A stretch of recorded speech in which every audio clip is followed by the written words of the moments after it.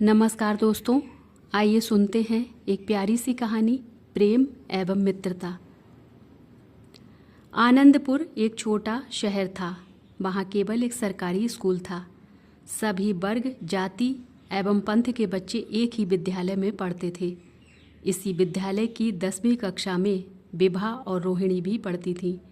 दोनों अनन्य सखी थीं।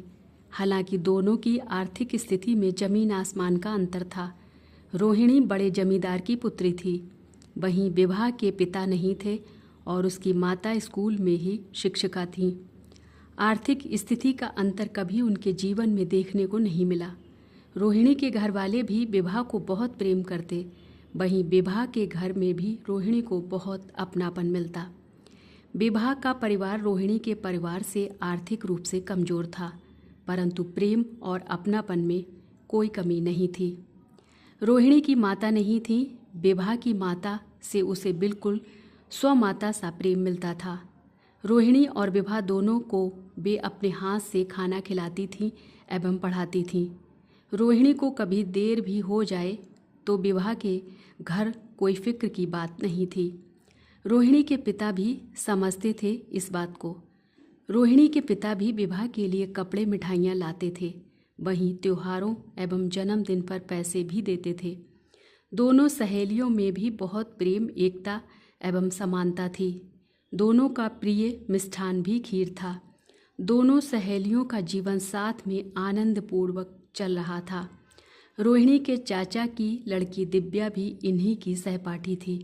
दिव्या इन दोनों को पसंद नहीं करती थी, वह मन ही मन इनका बुरा ही चाहती थी। इन सभी के 10वीं की परीक्षा आ रही थी। विभा की माता थोड़ी कड़ाई से दोनों बच्चियों को पढ़ा रही थीं। आवश्यकता पड़ने पर लड़कियों को उठ बैठ लगाने का दंड भी देती। एक दिन की बात है, दिव्या ने रोहिणी से 2 दिन के लिए उनके गणित और विज्ञान की कॉपी मांगी। रोहिणी ने दे दी। जब वह विभा के यहाँ पहुँची तो माताजी, जो कि शिक्षिका भी थीं, उन्होंने कॉपी निकालने को कहा। रोहिणी ने सारी बात बता दी। विभा की माता ने रोहिणी से कहा, परीक्षा के समय कोई किसी को कॉपी किताब देता है क्या भला? वह भी उसे जो तुमसे ईर्ष्या करता हो। 2 दिन में मुझे कॉपी चाहिए, ना मिले तो आकर यहाँ 100 बार उठक बैठक लगाना।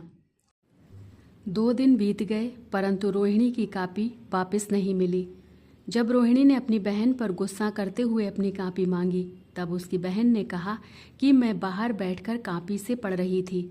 माँ के बुलाने पर जब मैं अंदर आई तब गाय ने कॉपी खा ली। दुखी रोहिणी रोती हुई विभा के घर पहुँची और रोते रोते उठक बैठक करने लगी। यह देखकर विभा ने उससे पूछा। रोते रोते रोहिणी ने सारी बात बताई।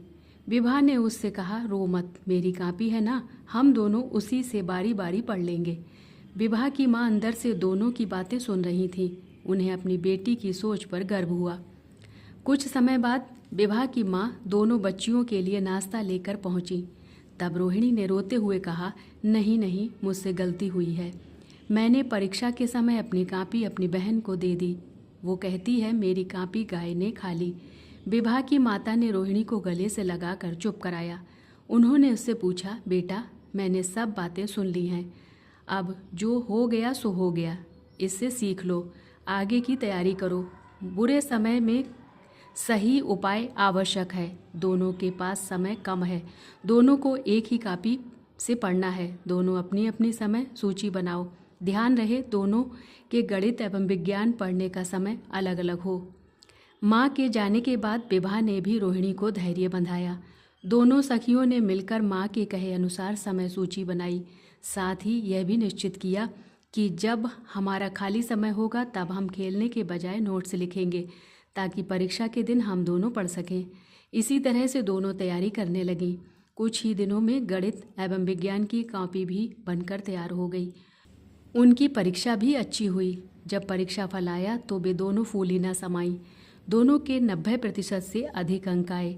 रोहिणी के पिता इतने प्रसन्न थे कि दोनों बेटियों को कपड़े खरीदने ले गए। विभा की माँ ने दोनों की प्रिय खीर बनाई। मित्रता एवं एकता का कोई तोड़ नहीं है। जय श्री कृष्णा। राधे राधे।